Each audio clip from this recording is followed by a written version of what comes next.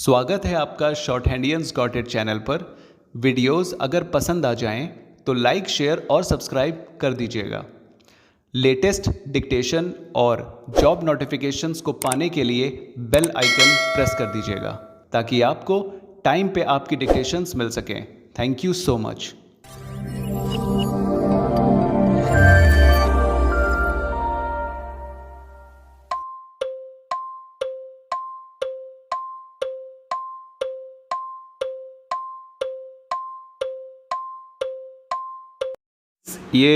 Good afternoon. Short handians got it channel पे आपका स्वागत है।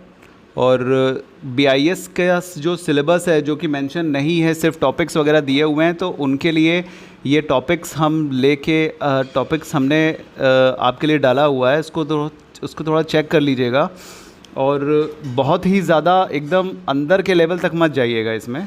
लेकिन हाँ ठीक है, ये हम नहीं कहेंगे कि आप लोग बिल्कुल तैयारी मत कीजिए, ठीक है।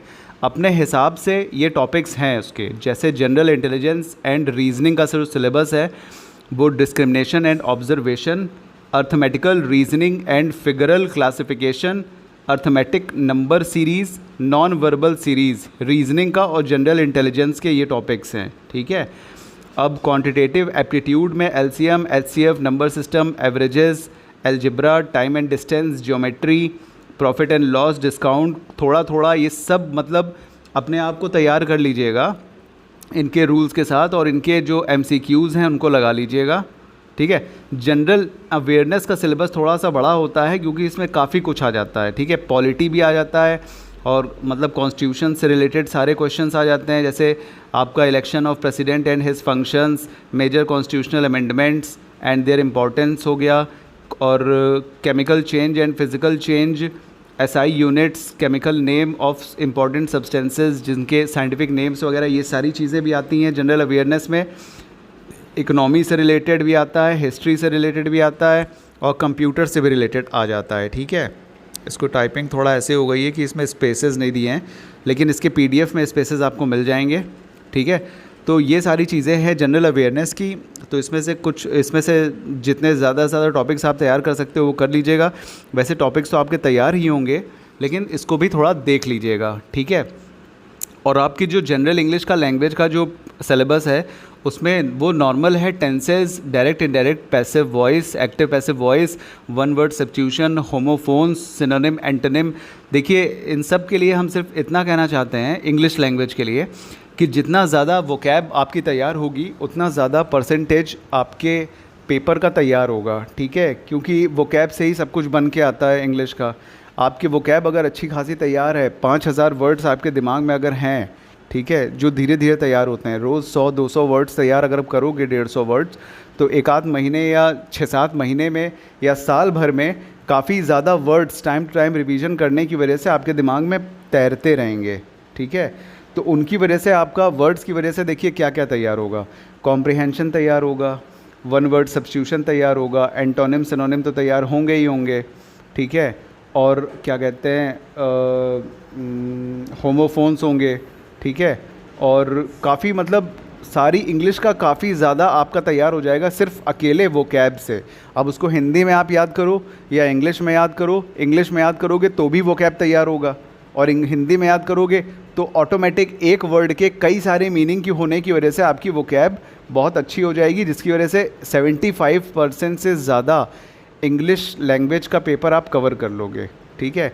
क्योंकि कॉम्प्रिहेंशन में भी वर्ड की मीनिंग पता होगी तो क्वेश्चन के आंसर आप दे सकते हो ना, कॉमन सेंस है, ठीक है।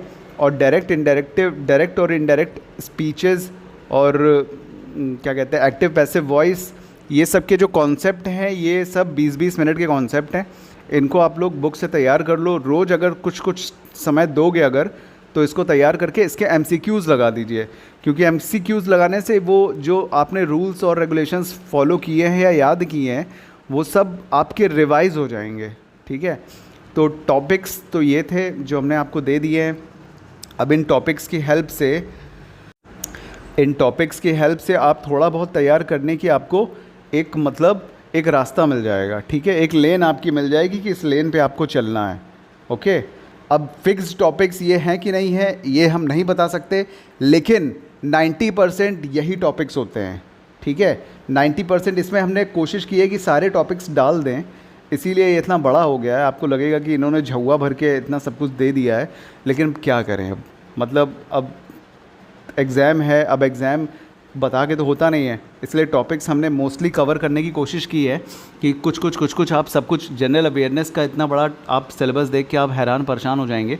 लेकिन ये सारे छोटे छोटे टॉपिक्स हैं, इन सब की नॉलेज आपको होनी चाहिए, क्योंकि किसी में से क्वेश्चंस अगर उठा के दे दिए तो आप किसी में फंसिए मत। एक्चुअली रिलेट करने की जो कैपेसिटी है वो कम से कम आपके अंदर आ जाएगी अगर आपने ज़्यादा अच्छे लेवल पे इसकी तैयारी की होगी तो, ठीक है।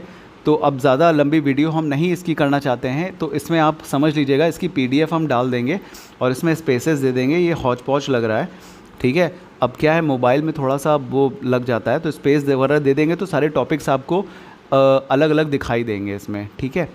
तो चलिए फिर वीडियो को यहीं ख़त्म करते हैं, और चैनल को लाइक शेयर सब्सक्राइब कर दीजिएगा इंपॉर्टेंट चीज़ों को, इन्फॉर्मेशंस पाने के लिए। और जो लोग नाराज़ हैं डिक्टेशन के लिए, प्लीज़ आप लोग नाराज़ मत होइए, टाइम नहीं मिल पा रहा है, हम सच बता रहे हैं। 2-3 बज जाता है हमको वीडियो डालने में रात के, ठीक है।